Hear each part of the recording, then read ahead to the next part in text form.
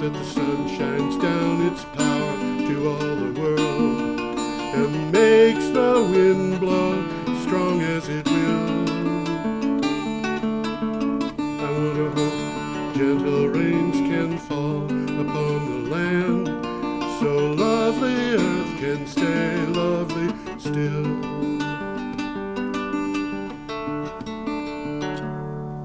Hello, ladies and gentlemen. Welcome to the 388th edition of Energy Week with George Harvey and Tom Fennell. Now, I want to explain something here. I miscounted. I mentioned this before. Among the other articles, among the other recordings, there were 5 that were not actually part of the Energy Week series. And I started the number after a couple hundred had been put in. So the number 388 is actually off by 5. So what I'm going to do is... I don't think anybody's going to even know. Well, just in case somebody does. I'm going to leave the number off the next 5 shows, and then we'll start with number 389 when it actually is 389, because I know you're going to want to celebrate when we get to 400. Okay, every day I go to the internet, and maybe I should move over here. Huh? I can the Oh, you line can see doesn't where go you through are my in a face monitor. here, yeah. Every day I go to the internet, and They usually aim the cameras for us in the morning. Yeah, well, things can't be perfect all the time. I look for the news in the internet. I find materials relating to energy and climate change. I put together a package of 10 to 15 articles with links to them, synopsis for each, and put them at a blog called geoharvey.com, geoharvey.com. You can go to it and find these things. The shows that we do start on Thursday morning, so we start the previous Thursday morning, which means we're starting on September 3rd.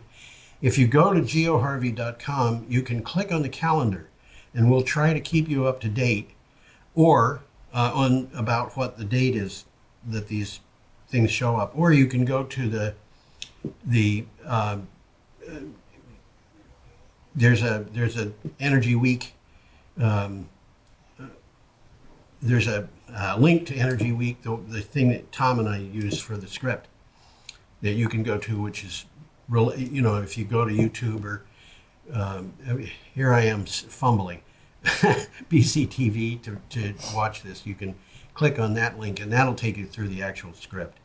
And so Tom is going to get me out of this fumbling. So I usually read these articles and look over them and comment on them. Yeah. And some of them are very well worth looking at. Absolutely. I'll try and call your attention to the ones that I think are really worth looking up and reading. Yeah. And some of them are very comprehensive. I mean, yes, they're very interesting. Okay, we're starting on the 3rd of September, as I said, and our first item is from Green Tech Media. well, we got a picture coming up. We do. Let's go to the picture. There we go. And Tom is going to put the picture up. And that is called a Permian Energy Center. What actually is it? What are we looking at? Well, it's obviously solar panels. This is in the Permian Basin. I'm pretty sure. This is the same place So where they've that's got West the oil Texas, Yeah. eastern New Mexico. Yeah, that sort of area. Which is a very rich area for oil. For oil and yes, and it's also, Texas is just amazing, the amount of wind power they've got and solar power. So this is what do you got for a title, Tom?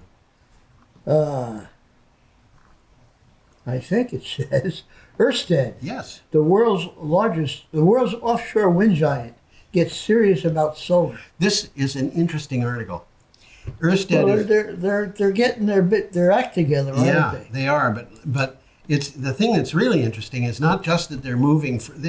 Well, let me read the synopsis. Ørsted is currently building 2 huge solar arrays, one in Texas, the other in Alabama, totaling nearly 700 megawatts. Particularly striking is the 460 megawatt Permian Basin Center in West Texas. That's the one we're looking at. Yep, which will sell its power to ExxonMobil. That's kind of ironic, isn't it? I guess it is.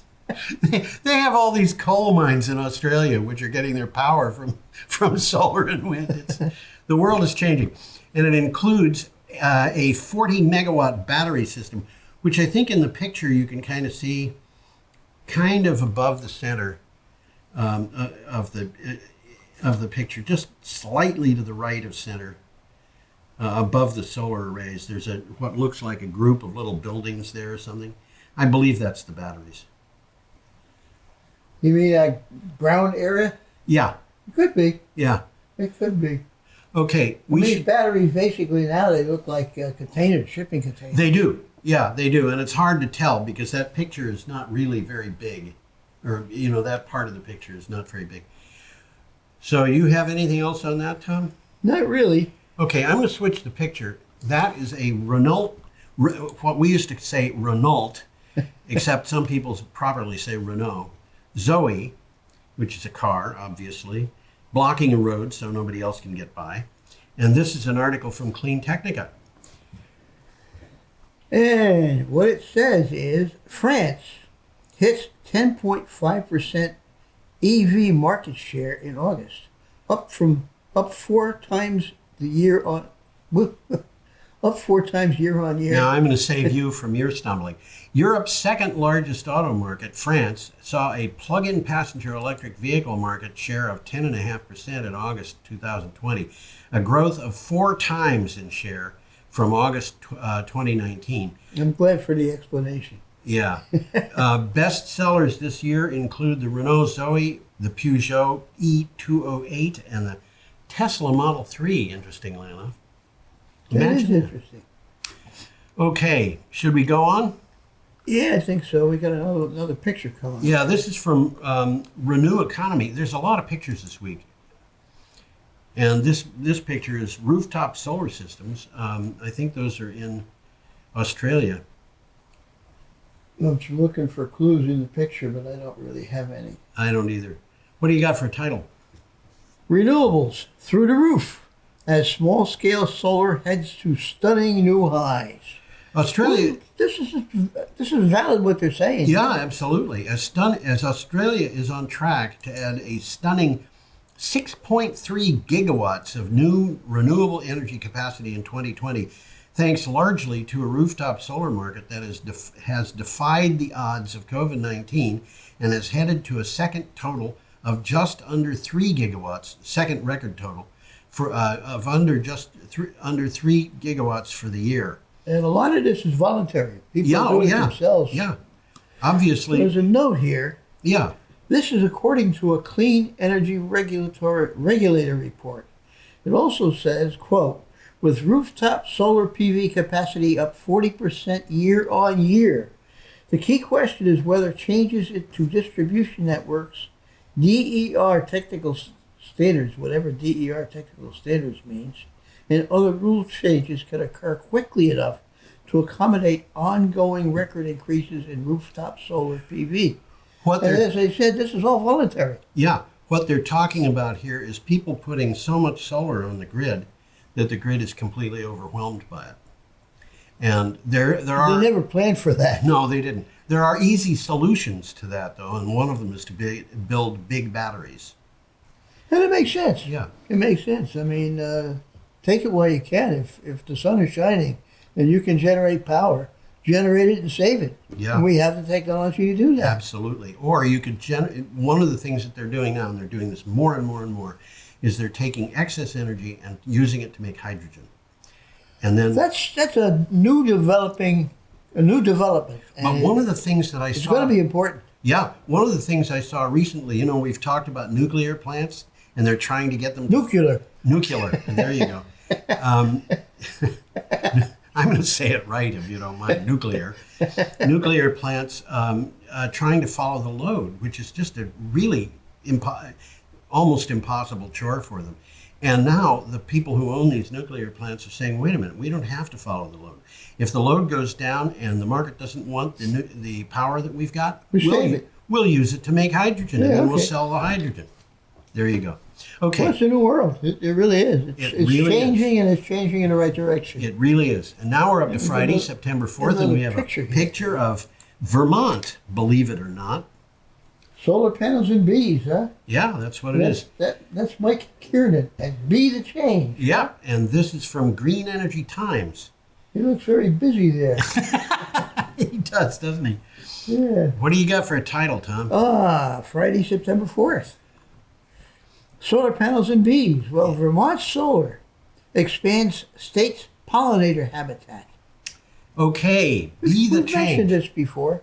Huh? I think we've mentioned this before. We've mentioned when we things were like talking it. about it. It was in nearby Massachusetts. Yeah, this is something that's been happening all over the country. I remember reporting this from Minnesota. We had a story. Be the Change, a Middlebury-based renewable energy Vermont member. I have REV. Teamed up with REV member Green Lantern Solar, which Ralph Maima is. Ralph Maima is the rep. Is in that. Ralph, by the way, is in Brattleboro, for anybody who doesn't know, to install its 20th pollinator-friendly solar field on a 4.5-acre site in New Haven, Vermont. The site will soon host many species of plants that attract pollinator insects and beneficial bird species. So what it is they're just placing these bee habitats That's right. under or near the solar panels. Yep. And the bees don't interfere with the solar panels. Nope. And the solar panels don't interfere with the bees. Yeah, and we It's a win-win situation. Absolutely it is. And by the way, one thing, as I was walking over here to the BCTV studio, I was thinking about Brattleboro, and there's one thing about Brattleboro that's really interesting. And I think people who aren't from this area should know about it, but even people in Brattleboro should know about it. Uh-huh. Brattleboro is one of the few communities I know of where if you walk up to the edge of a sidewalk facing the middle of the road, in the middle of a block, so it looks like you're going to jaywalk, drivers coming down the street will stop so you can. Yeah, that's true. That's true. Absolutely. Oh, well, what can I say? Well, I think that the law it tells them to do that, but I don't think many people do. I remember a New Jersey State Highway Patrolman telling me the citizen always has the right of way, even if he isn't legally doing what he's doing. But the New Jersey has a state highway patrol, in addition to the state police. Do they really? So Very two, small. Two separate. Two separate organizations. The state highway, or at least it had when I lived there 30 years ago. The state highway patrolmen had black uniforms. They looked like, I don't know what, stormtroopers or something. Many of the police in the state police and most of the police in the local police didn't know they existed. And they would arrest policemen who were speeding. Okay. We have an item here from Clean Technica. Let's see. About Sunrun. Yes, that's what's coming up. Yep. Sunrun, Sun Power, OMG or NG, and others launch, quote, local energy for all campaign in the USA. Rooftop solar power has come down in price tremendously in the last decade. Oh, yeah. As they had for decades before. Solar panels were about 9 times as expensive in 2006 as they were in 2019. Now the solar companies are pushing to make it cheap enough for everybody. It's happening as we speak. Absolutely, and we're going to get back to this later in the show. There's another one that gets specific about some other... Well, I got a little note exactly to that effect. We'll have more on this today. Yeah, okay. Our next item, we have a picture of a wildfire in the Arctic. This picture is from TASS. Oh, I was reading about the wildfires in California this morning. Unbelievable. Of course, we'll be talking about those too. We will be talking about those too. And the local temperatures are incredible, 120 degrees. We will be talking about that. Okay. Let's get you up here. This particular item is from CNN. Summer 2020's Arctic wildfires set new emission records. Yeah. It's not just the Arctic, but... No, it isn't. Arctic wildfires are setting records for CO2 emissions, according to scientists at the Copernicus Atmospheric Monitor Service, based on data from the CAM's Global Fire Assimilation System. They estimate that CO2 emissions from the Arctic fires have increased by more than a third compared to 2019. So they got Arctic fires, they got Siberian fires, they got California fires. And it's basically associated with hot, dry weather. It's associated with hot, dry weather, which is to a large extent Australian fires, I forgot to mention them. Driven by climate change. Yeah, bingo. Yeah. So we're up to Saturday. What's the hoax? We're going to talk about the hoax. We get another picture. Saturday, September 5th. Well, that's pretty. Isn't it? That's in a nature preserve in Ohio, Lake Catherine State Nature Preserve. That's a nice place. And we have an article from Science News. Science News had a photograph that came from one of these places, but a lot of times I don't like the photographs that I'm seeing in the articles, or I can't get them easily. Well, you gotta like that picture. That's a nice picture. That's a nice picture. Just the beginning of fall foliage. And it's Wikimedia Commons, so you can go in there, and as long as you accredit everything correctly and provide the link, which at the website at my website you actually get the link. You can click on it and see the original of this to find out what the story is with it. Well, what it says is protecting half the planet could help solve climate change and save species. A study argues that nations can help avert biodiversity and climate crises. That is to say, they can avert the biodiversity crisis and the climate crisis by preserving the roughly 50% of the land that remains relatively undeveloped. The researchers mapped out the area they call a global safety net in a study published in Science Advances. Now, they're saying that 50% of the land in the world is really not developed. And so we can. You wouldn't know that, though, would you? Well, think about this. You got the Sahara Desert. You've got the Sahara. That's not developed, and that's some of the land they're talking about. In the West, a lot of desert land in the U.S. is not developed. And there's a lot of forest in the United States. If you go to northern Maine, you can drive for hours without seeing anything except trees and road. Well, northern Maine is not very well developed. No, it isn't. And the same thing is true of the Adirondacks. There's not a lot of development there. It's spotty. It's spotty. Yes, it's development here, then nothing, and then development there. Yeah. Yep.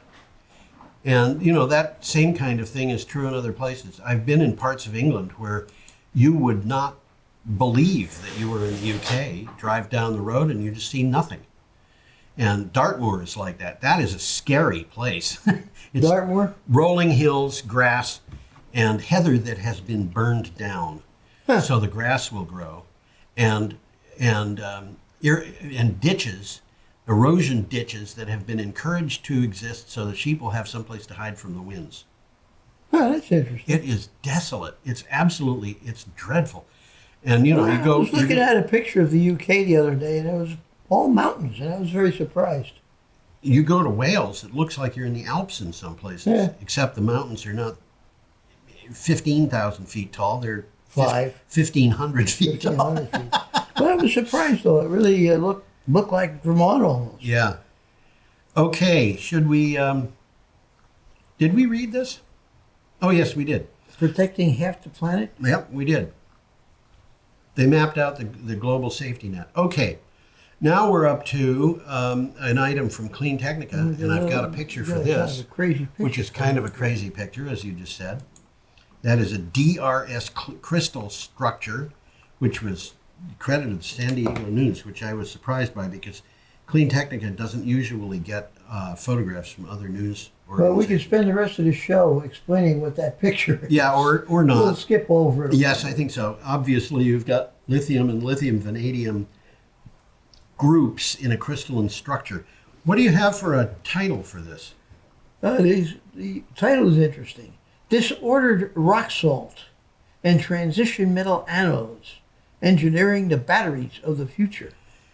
This is, people like to say nothing is sure but death and taxes, but there is something else we can be sure of, and that's announcements about blockbuster new battery technologies. Well, it's happening. Yeah. It's happening. That promise higher energy density and a shorter charging time.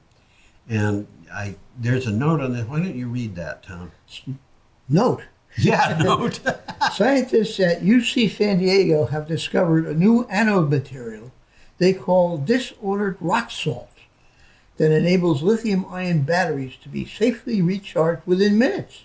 That's a big plus. They're talking about 40-second charge. And last for thousands of cycles. 6,000 cycles.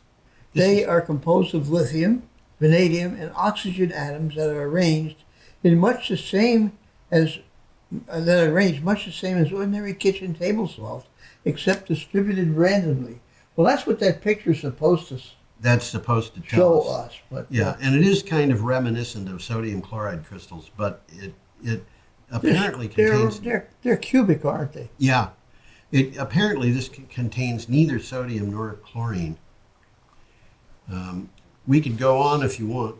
Well, I think so. We got a picture of the Chicago skyline. Yeah, we do. It's kind of a pretty picture. We'll take a quick look at It that. has clouds in it. That's an interesting picture of it, yeah. Yeah. I'm noticing a lot of towns now are all developing skylines. I mean, we're talking places like Atlanta that never had them before. Brattleboro has a skyline. But does it? Yeah, it has the peak of the latch of the Brooks House. I guess you'd call it a skyline. Yeah. If you're sitting over in Wantastica or something like that. Yeah. Okay. This That's is from the Chicago skyline, and Yep. we'll This is skip from along. Utility Dive. It is that. Chicago launches a $200 million request for proposal to power city facilities by renewable energy. This is a lot So of money. this is the government looking for its own power. Yeah, that's right. The city of Chicago has released a $200 million request for proposals for contract to procure renewable energy for all city-owned buildings. Under the contract, all city-owned buildings, streetlights, and other facilities would run on renewable energy starting in 2022. That's a step in the right direction. You know, it's interesting to me that they can do this, going to market and saying, we want something which is going to give us approximately a third of the output of the Vermont Yankee nuclear power plant, and we want it in 18 months. And they're going to get it. They're going to get it. If they had said, we want a small modular nuclear reactor, they would have waited another 8 years at least, Probably. you know? Well, the Well, lead time's pretty long on nuclear. NewScale has gone farther in that than anybody else. Who? NewScale, it's a company that is planning on making small modular reactors. Oh, yeah. And their reactors are not going to be ready until 2030. That's what These they are say. the ones that look like shipping containers that they've delivered to the site. I don't know that I would say that. We had a picture of one on the back out of a truck, you might remember. Oh, said that I was a thought there big were- one. I thought there There were was about 120. 17 sets of wheels on that Yeah, truck. I think there were. I thought there were 128 tires on the trailer. I wouldn't argue the point. Yeah. Okay. We're up to Sunday, September 6th, and We've got we've another got an picture interesting coming up. article here from Clean Technica about a bus, A bike bus. a bike bus. That's what it That's an is. interesting picture, isn't it? Yeah. Where is that? That's not It's the in US. Ireland. Huh? It's in Ireland. In Ireland. Yeah. You see the RTE news in the lower left corner. Yeah. The kids look Irish too, don't they? Do they? The kid in Okay. front does. Yeah. Yeah. Yeah, that's cool. Well, that's a bike bus, and what the article says, in Ireland, some residents replace school buses with bike buses. So that's a bike bus. That's a bike bus. That's an interesting concept. In Ireland, someone found a brilliant alternative to packing kids off to school in a bus during the COVID-19 era. It even looks like a ton of fun, contributes to student health physically and mentally, and cuts pollution. It's a bike bus, or a school bus of bikes. Why didn't I think of that? I don't know, but I wouldn't have called it a bike bus. I would have called it a convoy. Well, as long as the weather's nice, that's a better idea. Yeah, and the weather But is in some always places like Ireland, it rains a lot. no. The weather's always nice in Ireland. If you move around the island fast enough, you might say that. The weather is always nice somewhere in Ireland. I lived in Devon, Yeah. and I lived there, and the weather was so pleasant, and it was like sunny blue skies, and about, I don't know, sometime in August, somebody started complaining to me about the drought. And it was like, the place was as green as you could imagine a place being, but it was a drought. for them. Okay. What can I say? Okay. Well, we got a picture here. We do indeed. Another picture coming up. That's a scary picture. That's an interesting picture. Look at that one, huh? Yeah. Wow. That's a big lightning bolt. Now that's not the Golden Gate Bridge, though. I don't think it is. That is the San Francisco San Francisco Oakland Bridge. That I can believe. It doesn't say that on the caption for the photograph, but that is what it was. This is from the Santa Rosa Press Democrat.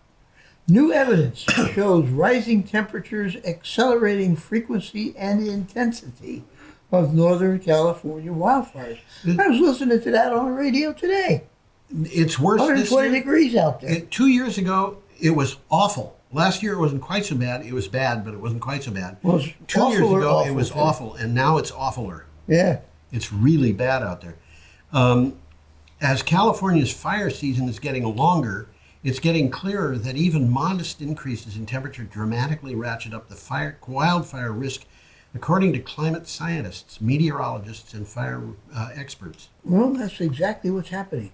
That is. Well, we'll skip through that one to the next picture. Okay. Here we have youths at a climate strike, and that climate strike is not current. That was a couple That of looks years. like youth, doesn't it? It sure does. They look Yeah. like kids. Youth climate strike. Yeah. Q&A. Why women leading the climate movement are underappreciated and sometimes invisible. I hadn't noticed that. Well, you know, if you think about Greta Thunberg, That's who I was thinking of, but she's unique. for sure. And- Haven't heard much about her lately, though. She's she's taking a year off. She's going to school. Oh, okay. Yeah, she says she has to go to school. Okay, the synopsis for this article, which is from Inside Climate News, says the American scientist, and I looked this woman up Yeah. because I wanted to find out what I could about her. American scientist Eunice Newton Foote, and that is spelled Foote, theorized in 1856 that if CO2 in the atmosphere could produce global warming. That was Wow, 1856. 1856. That was 3 years before Irish physicist John Tyndall did research often cited as the beginning of climate science. And you know, I had thought that this whole thing came out of research and theory that had been developed in the 1890s in Sweden. 20th century stuff.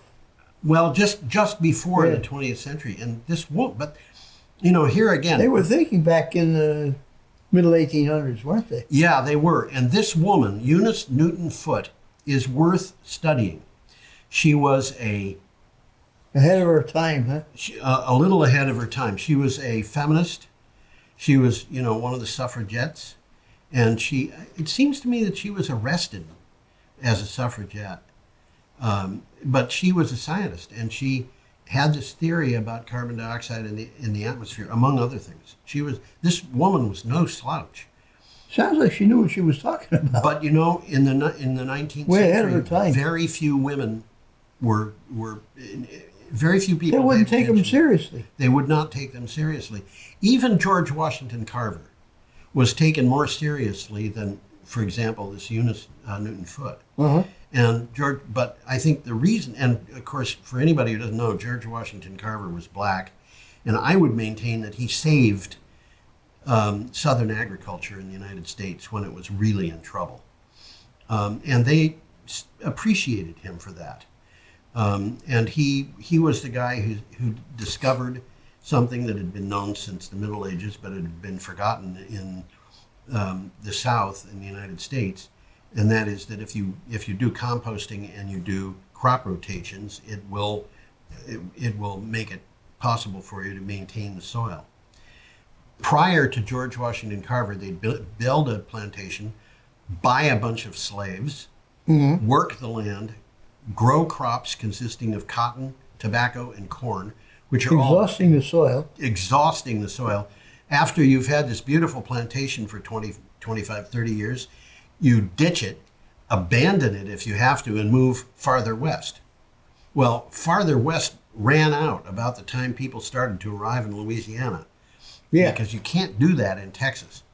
and it's just not, it's too dry and hot to be able to have the reliable weather. They don't have They don't have the precipitation. water. Yeah, they don't have the water that you have in Georgia or Alabama. Anyway, this Eunice Foote, for anybody who's interested, is a very interesting woman to look up and study. When I was in 4th grade, I read a biography of George Washington Carver. Okay. And when my son Jeffrey was in 4th grade, he read exactly the same book. Okay. Not physically the same, but he read, and I saw this book, which was old when I was, a little kid. I probably read it too. And Jeffy was reading this book that was probably 80 years old. And I was just so pleased because that book was so good. And how this little kid who started out in slavery got an education and then went on and which was illegal. In some places it was. And he had things like he got educated and he applied for college and they let him in, and he walked several hundred miles to get to the college that had let him in. And when he got there, they said, "Oh no, this college is for American Indians, not blacks." And eventually he wound up being a professor at Tuskegee Institute. Okay. So a very important man. Okay, we are up to Monday, September 7th. And we got another picture coming up. And we have a picture of a Tesla house. These Tesla pictures always needle me. Where are the Tesla batteries? They're on the roof. No, the panels are on the roof. Oh, the batteries. Where are the batteries? They're in the garage. You can't see them. These Tesla things always bother me because everything is so perfect.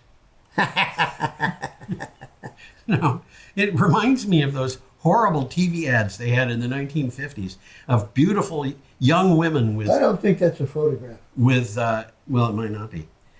Beautiful young women and their beautiful, their handsome young husbands and their little, very obedient children. And nice looking little house, but I don't think it's a photograph. I think you might be right. But they do this. Okay, what do you got for a title on this? This is from Clean Technica. Solar PV panels were 12 times more expensive in 2010. 459 times. Why did they say 450? Over 450. Oh, yeah. More expensive in 1977. Well, that's what I would call progress. I think so. I mean, if they keep going this way, in another few years, they're going to be paying you to take them. No, they won't. But the panels will be really, really, really cheap. For sure. Yeah, listen to this. You can't afford not to use them. Yeah, listen to this. The website PV Insight says the average price for polycrystalline solar PV module last week was 16.7 cents per watt. I can't relate to that. But well, well, you'll tell us what it is. Yeah, that means the price of about $2 a watt in 2010 was close to 12 times as high as it is today, and the price of in 1977 was $76.67 per watt, 459 times as high. The solar panel I brought in last week, yeah, that was $80 for 20 watts. Okay, but it was more than just a solar panel. It was a frame, and it was a little wiring, and the little converter and thing. I was going to say inverter is in there. Yeah. Yeah, but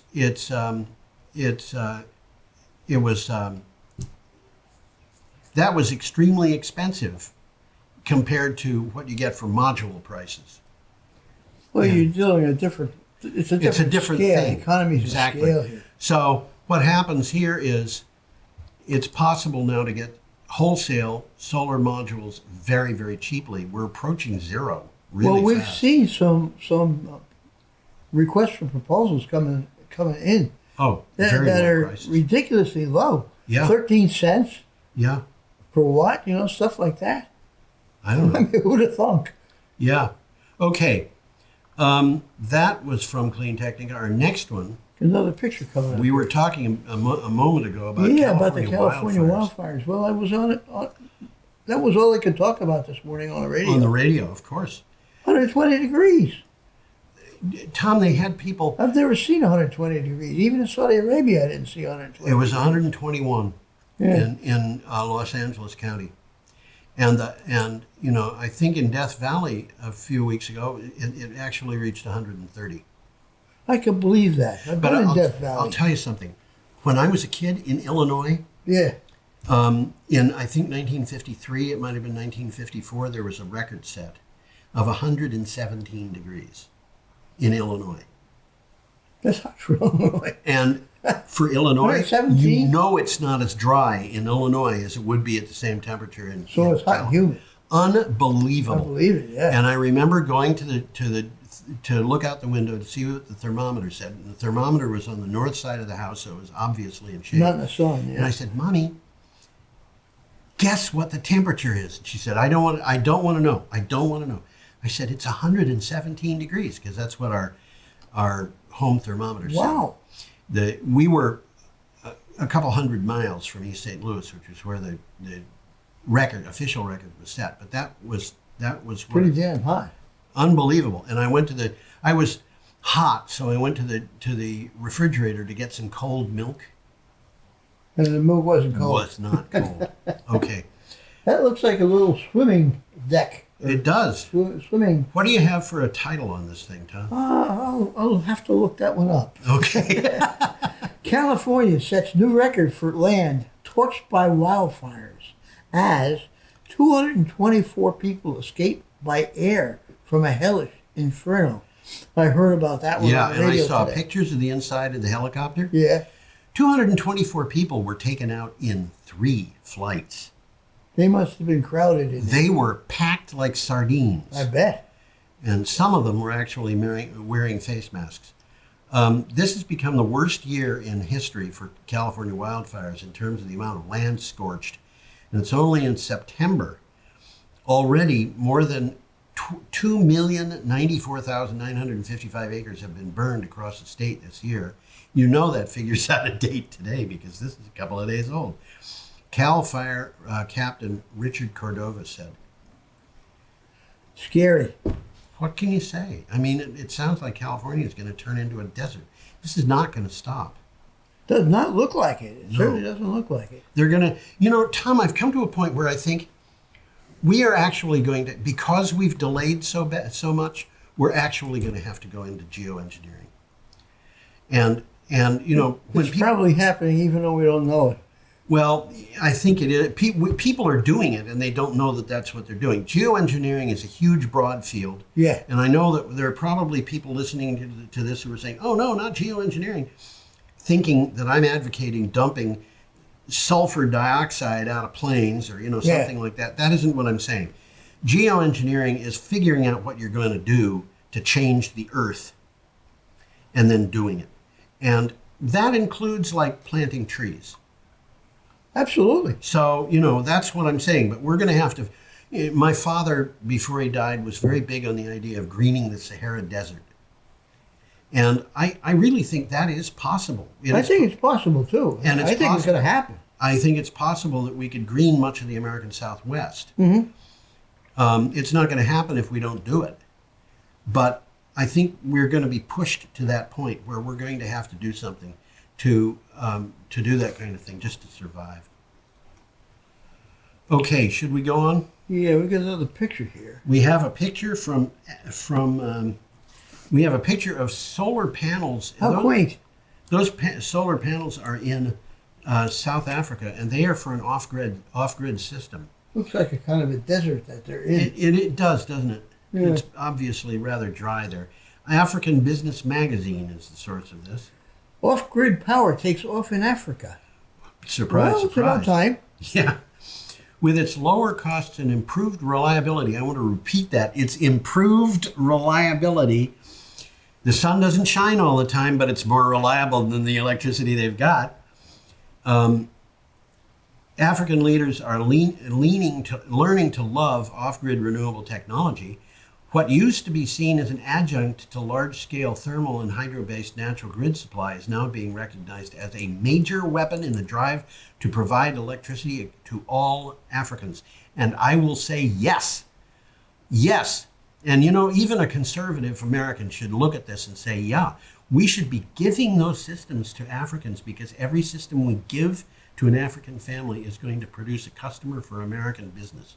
Well, it is happening. And I mean, we've talked about it here. We've shown pictures of thatched roof huts with solar panels. With solar panels, I love those. And the Maasai women delivering solar systems on donkey. But, you know, there's a wide open space here. Most of these people have never had electricity. Yeah. And now, as a minimum, we're approaching a point where almost every family has a small solar panel or access to one. Well, it's basically used for charging their cell phones. almost every family can have. There's still something. It's still happening. Still, it's yeah, in, still it's in going the on. process. They have something like 650 million people in Africa. Well, I guess it's a popular thing politically because the leaders are pushing it. Absolutely. And not only that, you say you've got a choice of going to a country like Kenya or Nigeria and saying, if we just put a few $1 billion, if we give just a few $1 billion to the Russians and they'll loan it to us at a very attractive interest rate, we can build a nuclear reactor. And 20 years from now, you people will have some electricity if you happen to be near the grid. Or you can go to the same people and say, okay, we're going to decide that we're going to give everybody a battery and a solar panel and an LED and a little teeny fan and, you know, A television set. Tiny television sets. You know, that Raspberry Pi with the monitor that I have, the little bitty one, that draws 5 watts. Oh my goodness. If I don't plug the Wi-Fi dongle into the thing, it draws 4. You can get a television set and operate on a tiny solar panel. Tiny. If you're willing to go for a tiny television set. But you go to these people and you say, we can give you electricity at a high price 20 years from now, or we can give you electricity at a low price 18 months from now. Which do you think they're going to take? I'm not sure. And the stuff with the solar panel and the battery is more reliable. That's one of the neat things that's been coming out. That's a good thing about it, yep. Yeah.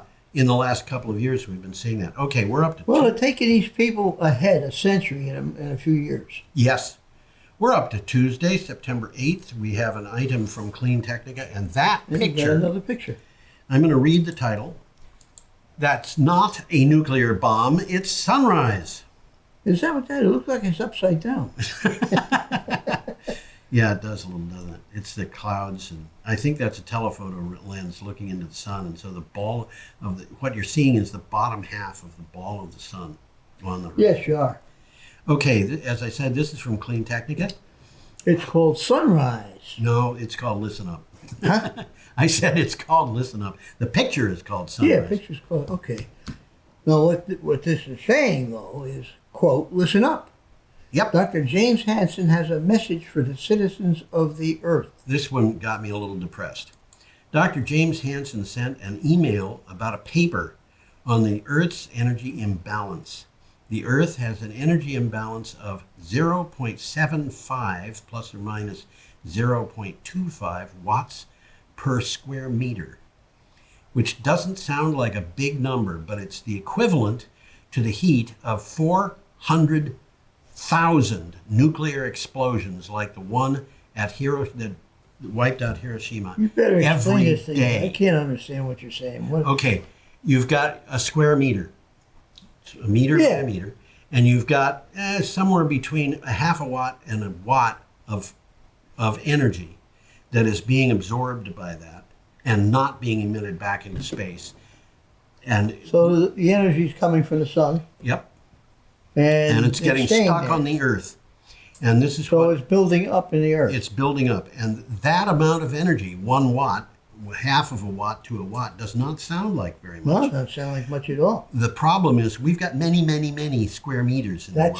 That's the thing. And if you do the calculations, you will find that this is the collection of energy is the equivalent of having 400,000 nuclear bombs go off every day. When you look at it that way, something that is negligible Yeah. is serious. Well, yeah, and you know there are a lot of things where you get into big numbers, people don't follow them very easily. And Yeah. you know the thing about Caesar's last breath? No. Julius Caesar's last breath, he says, "Et tu, Brute," and collapses dead. If you do the calculation of the amount of gas that was in that last breath, the amount of gas that's in the entire atmosphere, and then the number of atoms that are in that last breath, you can figure out that the chances are that you have at least one molecule inside you From Caesar. from Caesar's last breath. And, this is a matter of huge numbers. So, Okay. We should probably go on. Who's this guy, James Hansen? James Hansen is the guy who went to Congress and said, we have a problem. Quite a while ago. It was, I think, 1988. Okay, But he that's said, a while ago. we've got a problem. It's climate change. He came along, maybe he read something that was that Eunice Foote had said. Maybe. But, he had warned Congress, and he's been after them ever since to do something about it. He's a great friend of Greta Thunberg. I'd be surprised if he hasn't met the Pope. These people move together, but okay. So we should go on, Tom. I think so. We have an item from Renew Economy, and we have a picture coming up here. of the Hornsdale Power Reserve. We've had more pictures of the Hornsdale Yeah, Power we've Reserve. talked about this before several times. More pictures of this place than you can shake And a those stick are the at. battery packs. Those are the batteries. Things are the battery packs and the wind farm. It's the Hornsdale Power Reserve and the Hornsdale Wind Farm, and they really are. This is probably a photograph. Now, They really Hornsdale are. is in Australia. It's in South Australia. So what were you about to say when I so rudely stepped on your tongue? I don't remember. This is from Renew Economy. That's Hornsdale interesting Power picture. Reserve was the one that Elon Musk bet he could put in 100 days. Yeah, And he it was succeeded. so successful that they had set up a virtual power plant, and the new government, which was very conservative, said we're gonna cancel these contracts. And they got in, and then they looked at the numbers from the Hornsdale Power Reserve and said, I don't think we're going to cancel those contracts. And things were a lot more uplifting than they expected. yeah, they were. And now South Australia they're saying, we can show you guys how to do this. Well, we're talking about South Australia a lot on this show. We do. Yeah. That's right. They're Okay. doing a lot of interesting things. They do. What do you got for a title? Australia's biggest renewable energy hub to deliver low-cost power for ACT, whatever in the world ACT. ACT is the Australian Capital Territory. Okay, it's like Washington D.C. It's like D.C. and Canberra is like Washington. The city of Washington is in the District of Columbia. The city of Canberra is in the Australian Capital Territory. Okay. The proposed $3 billion Goiter project will have 1,200 megawatts of wind, 600 megawatts of solar, and 900 megawatts, 1,800 megawatt hours of storage. The hub is to be the biggest of its kind in the world. The first contract is for 100 megawatts at an Australian price of $44.97 per megawatt hour, which is 3.3 cents per kilowatt hour. That's pretty cheap. That's for 14 years. That's a contract for 14 years. And remember, there's going to be inflation. Is what? There's going to be inflation. So this price, in terms of what they expect for inflation, is actually like below 3 cents per kilowatt hour. So that's firm for 14 years. Firm for 14 Wow. years. Yes. That's a good Yes. price.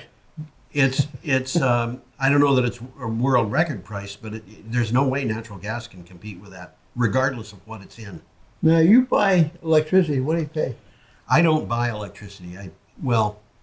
I've got a kind of a deal with my landlady, and what I Well, have she is- buys the electricity. She buys it, and I have cow power. Yeah, I know And that. the last time I looked, which might have been a year ago, I think it was 18 cents.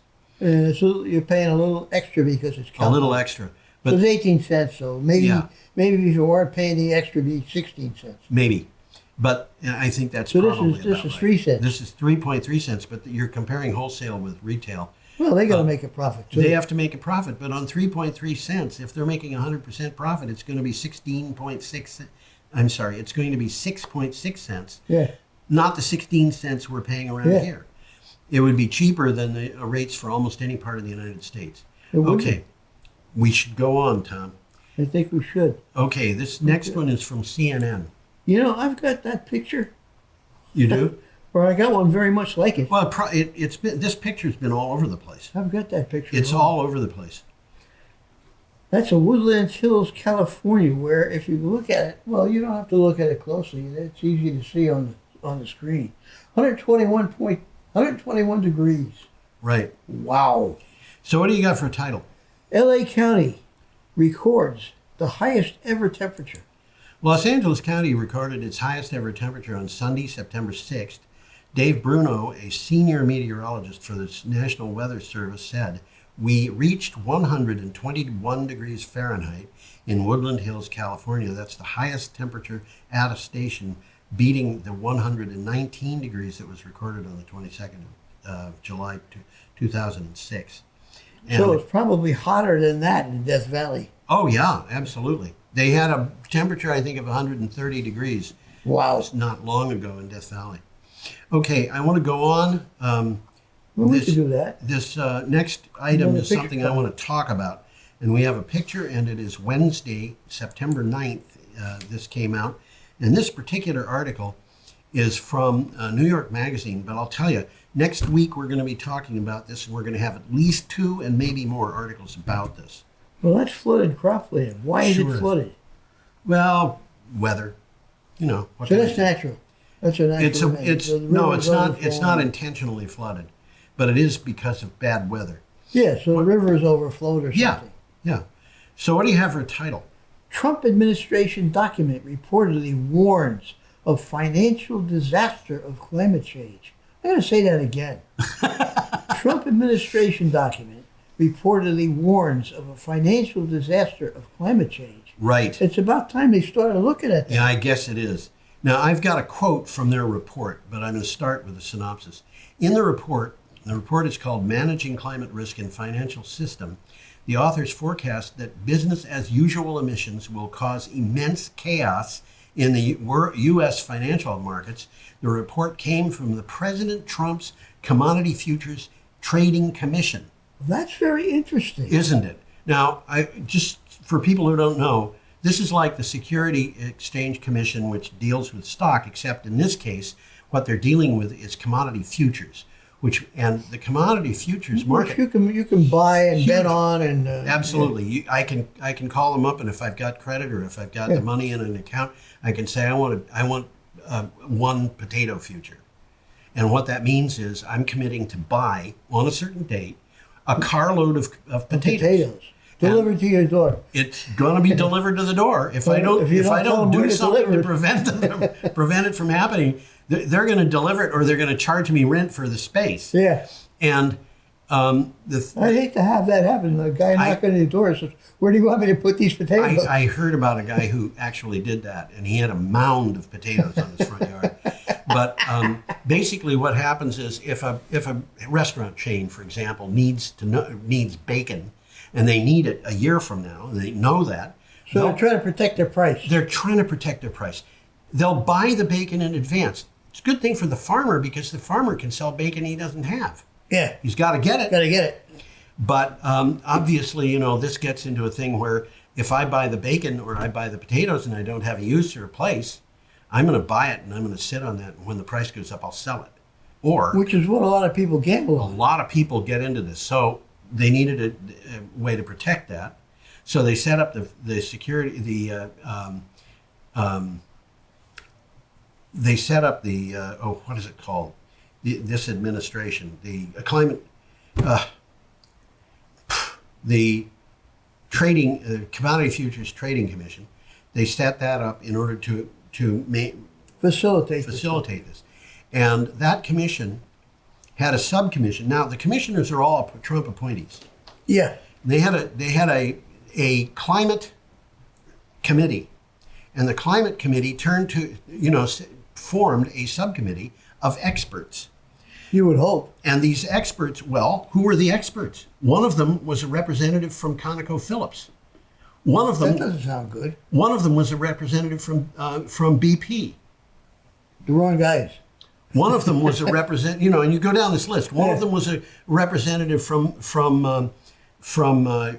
New York banker, Citigroup. There's one from Citigroup. I think Goldman Sachs was another one. And they had all these people. I was surprised to see Mindy Lauper from Ceres was in it. She's in an organization that's constantly lobbying these big groups to get their act together on the climate. Anyway, there were 34 people in the group. They came up with a unanimous support for this report that they just came up with. Let me read a couple of quotes from the report. This is from the executive summary. Climate change poses a major risk to the stability of U.S. financial system and its ability to sustain the American economy. This is not a joke. This is what they're saying. Climate change is already impacting or is anticipated to impact nearly every facet of the American economy, including infrastructure, agriculture, residential and community property, et cetera, et cetera, et cetera. I'm going to cut this off quickly just by reading the first recommendation, which is short. The United States should establish a price on carbon. Is that what you're saying, huh? Yep. It must be, and BP and ConocoPhillips are behind this. It must be fair, economy-wide, and effective in reducing emissions consistent with the Paris Agreement, which the United States is pulling out of. Yep. So that's where we are. Now, well, when they start looking at how much it's going to cost them, I think their attitude's going to change. Oh, yeah. And that's what these people did. That's what they're saying. Yeah. Okay, we've got an item here. I want to get finished on this, and we have very little time. This is the last one, isn't it? No, there's more. No, there's one more after this. This is from nice BBC. Looking building. This is from the BBC. We've got a picture here, Tom. Why don't you put the picture up? Oh, I'm looking at the picture, but I didn't bring it up. There. That, ladies and gentlemen, is what is called low-cost housing in Paris. Gee, kind of rough to live that way, isn't it? That's an old building, though. It's an old building. 19th century. Okay, this is from BBC. What do you have for title? The Buildings Warmed by the Human Body is the name of the title. Yep. The building at number 2 Rue de Beaubourg in Paris looks modest.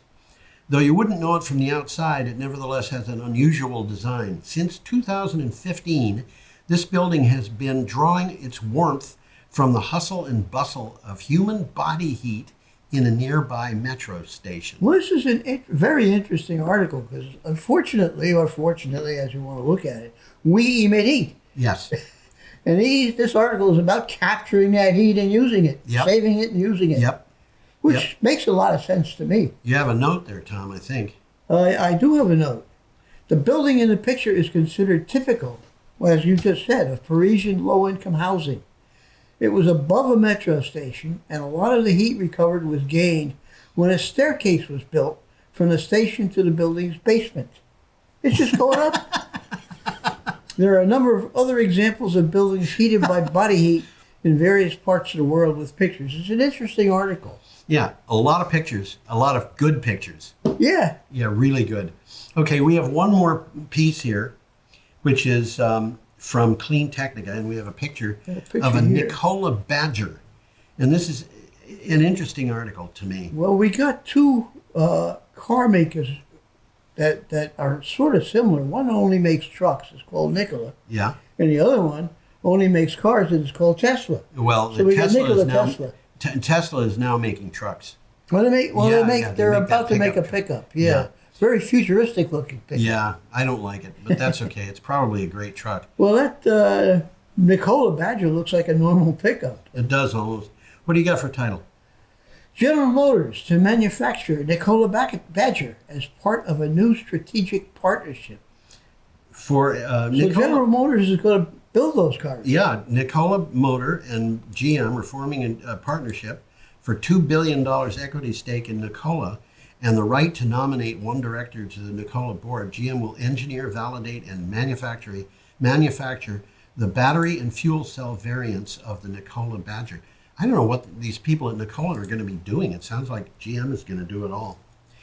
Well, I don't think Nikola has much of a factory. No, they don't have a factory. Yeah. We're out of time and over here, so I'm just going to put up the final thing. So we're not going to talk about the last item.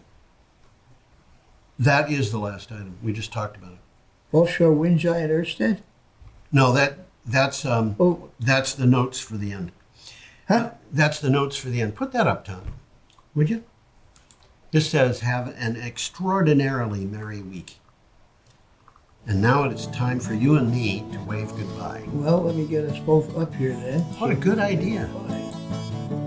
Adios. Adios. Come back next time.